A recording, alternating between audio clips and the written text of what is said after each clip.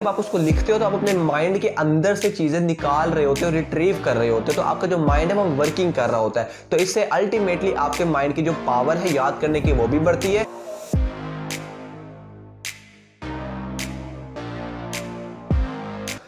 है गाइस, मेरा नाम है फैजान तनवीर। वेलकम करता हूं आपको अपने चैनल एफटी प्रेजेंटेशन के ऊपर। दोस्तों, आज की वीडियो में मैं आप लोगों से बात करने लगा हूं कि how you can learn your long questions in a short time. ठीक है, बहुत से बच्चों के ये सवाल थे जो कि आज की वीडियो में मैं उसका आंसर करने लगा हूं कि यार आप लॉन्ग क्वेश्चन को कैसे जल्दी से जल्दी याद कर सकते हो। फर्स्ट ऑफ ऑल मेरी कुछ डिस्क्लेमर सुन लो कि हर लॉन्ग क्वेश्चन हर सब्जेक्ट वाइज डिफरेंट होती हैं। ठीक है, आप अगर पाक स्टडीज के लॉन्ग क्वेश्चन की बात करो या एक तरफ आप केमिस्ट्री के लॉन्ग क्वेश्चन की बात करो तो दोनों में डिफरेंसेस हैं। और मैं आपसे ये नहीं कह रहा कि आप सिर्फ 5 मिनट में लॉन्ग याद कर लोगे, 10 मिनट में लॉन्ग याद कर लोगे। मैं कह रहा हूँ मिनिमम टाइम में लॉन्ग क्वेश्चन याद कर लोगे। ठीक है, वो मिनिमम टाइम आपके सब्जेक्ट वाइज या लॉन्ग क्वेश्चन वाइज चेंज हो सकते हैं। सो इन सब चीज़ों को माइंड में आप लोगों ने रखना लाजमी से है। तो आज की वीडियो में हम लोग बात करने वाले हैं लॉन्ग क्वेश्चन कैसे तैयार करें। कुछ टिप्स हैं जो कि मैं आप लोगों को देना चाहता हूँ लॉन्ग क्वेश्चन की तैयारी के लिए, जिसको आप लोग फॉलो करेंगे तो आप लोग जल्दी से जल्दी आप अपने लॉन्ग क्वेश्चन को अच्छे तरीके से तैयार कर सकते हैं। यार रट्टा लगाना वो बहुत ज़्यादा बच्चे लगाते होते हैं। बात ये होती है कि आप उसको लॉन्ग टर्म तक कैसे याद रख सको कि अगर आपको एक ऐसा सरप्राइज टेस्ट आप लोगों से ले लिया जाए उस लॉन्ग क्वेश्चन का जो कि आपने बहुत पहले याद किया था, आप उसमें अच्छे नंबर ले सको। क्योंकि रट्टे में क्या होगा, आप लोग टीचर से कहोगे सर हमें तो याद करने ही पड़ा है, हमने तो दोबारा रिवाइज करना है। ठीक है, तो इस तरह का कुछ काम किया जाए कि अच्छे तरीके से हमें याद हो जाए। हाँ, भूलेगा जरूर, लेकिन आप उसमें कुछ ना कुछ लिख कर आ पाओगे, बजाय उस बच्चे के जिसे पहले रट्टा लगाया हुआ तो उसको दोबारा रट्टा लगाना पड़ेगा याद करने के लिए। तो आप लोग मे भी डिफरेंस अब यहाँ पर समझ रहे हो। तो अब स्टार्ट करते हैं आज की इस वीडियो को। मैंने जो ये 5 टिप्स आप लोगों के लिए अरेंज किए हैं उसमें जो सबसे मोस्ट इंपॉर्टेंट टिप्स हैं वो मैंने नंबर 1 पर और नंबर 5 पर रखी है। ठीक है, तो आपने इन दोनों को तो खास तौर पर मिस नहीं करना। अब नंबर 1 टिप की तरफ चलते हैं जो कि मोस्ट इंपॉर्टेंट टिप है, और वो ये है कि आप लोगों ने लर्न विद राइटिंग करनी है। ठीक है, जो चीज़ आप लोग याद करो वो चीज़ आप लिखो भी। ठीक है, ये बहुत ज़्यादा इंपॉर्टेंट चीज़ है। जो चीज़ आप याद करो और उसको आप लोगों ने राइट डाउन लाजमी से करना है। अगर आप लोग कहते हो ना कि यार मैंने 10 बार तो एक चीज़ याद कर ली है, पढ़ कर ओरली याद कर लिया है, तो आप जब उसको लिखने पर आओगे तब तक आप सेटिस्फाई नहीं हो सकते जब आप तक उसको लिख मत लो। ठीक है, जब तक आप नहीं लिखोगे आप उसको 100% ये नहीं कह सकते अगले बंदे से कि मैंने ये चीज़ याद कर ली है। क्योंकि यार ओरली पढ़ने से माइंड उस टाइम तो बहुत फ्रेश होता है, उसको पता होता है कि यार मैंने याद कर लिया है।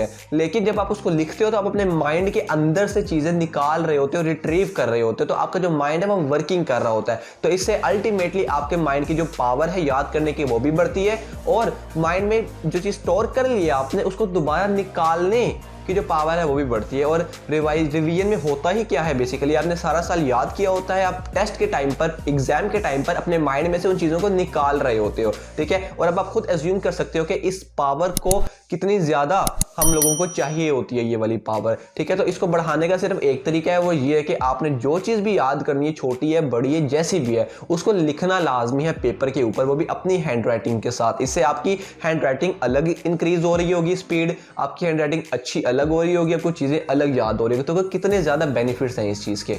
नंबर 2 जो ट्रिक आप लोगों को देना चाहता हूं, जो टिप है, ट्रिक है, जो मर्जी समझ लें, मेरी एक मोटिवेशनल बात ही समझ लें, वो है कॉन्सेप्ट इज पावर। आपने हजारों टीचर से सुना होगा कि यार concept is power, concept is power, लेकिन आप लोगों ने अभी तक इस पर फॉलो, मैं गारंटी के साथ कह सकता हूं, नहीं किया। खास तौर पर मैं ये नहीं कह रहा कि बिल्कुल हर बच्चे ने नहीं किया। एक्सपेक्टेशंस जो टीचर्स बच्चों से लगाते हैं कि जब टीचर एक चीज़ पढ़ा देता है तो टीचर को यही लगता है कि बच्चों ने समझ लिया, बच्चों ने कॉन्सेप्ट ले लिया, लेकिन असल में बच्चे एक कान सुनकर दूसरे कान से निकाल देते हैं और एट द एंड उसको वो रट्टा ही लगाते हैं। ठीक है, क्योंकि मैं पहले स्टूडेंट था, अभी भी स्टूडेंट हूँ, लेकिन मैं पढ़ाता भी हूँ। ठीक है, तो मुझे सब बच्चों की साइकोलॉजी का मालूम है अच्छे तरीके से।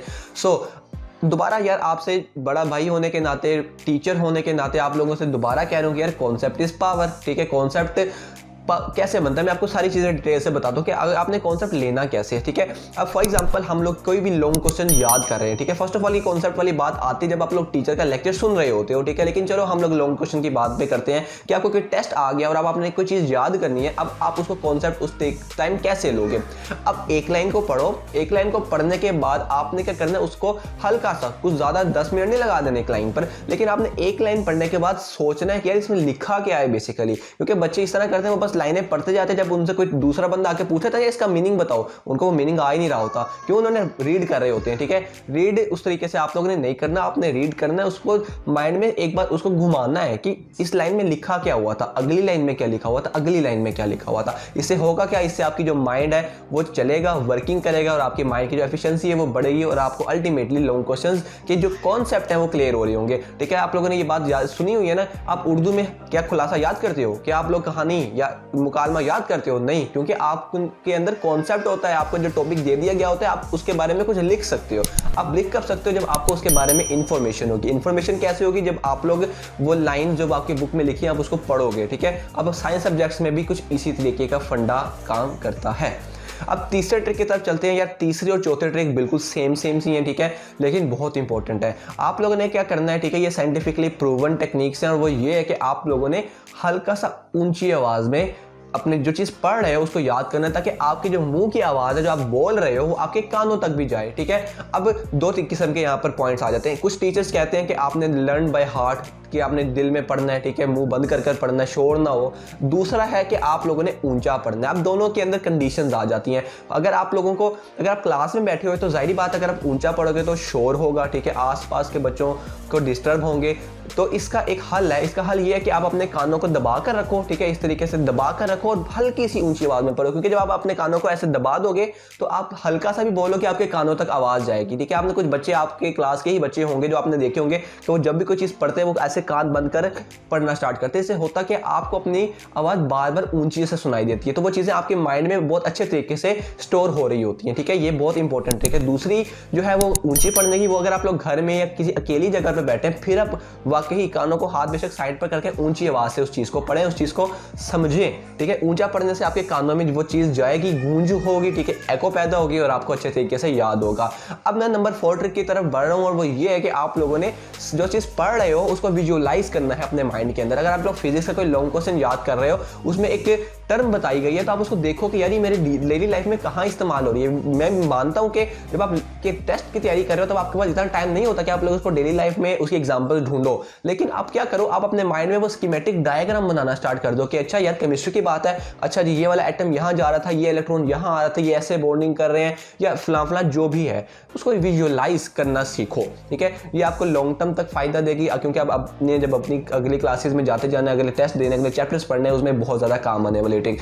इस ट्रिक के बदले मैं आपसे सिर्फ एक चीज चाहता हूं, वो है कि इस वीडियो को लाइक करना, अगर नए हो तो इस चैनल को सब्सक्राइब करना। अब हम बात करते हैं सबसे ज्यादा मोस्ट इंपॉर्टेंट ट्रिक की, जो कि मैंने नंबर 5 पर रखी थी। और जो नंबर 5 पर ट्रिक रखी थी वो ये है कि आपने जो भी साइंस सब्जेक्ट्स हो गए, कंपल्सरी सब्जेक्ट्स हो गए, जो भी सब्जेक्ट है उनके लॉन्ग क्वेश्चंस को आपने, मैं पहले आपको, ठीक है 2 मिनट सब्र करें, मैं आपको छोटी सी एग्जांपल आपको आपके फ्लैशबैक में लेकर चलता हूँ आपके बचपन के अंदर, जब आपसे कोई क्योंकि उस टाइम के जो लॉन्ग क्वेश्चन होते थे ना वो आज के शॉर्ट क्वेश्चन के बराबर होते हैं। ठीक है, इस बात पे तो आप लोग यकीन करते ही हो।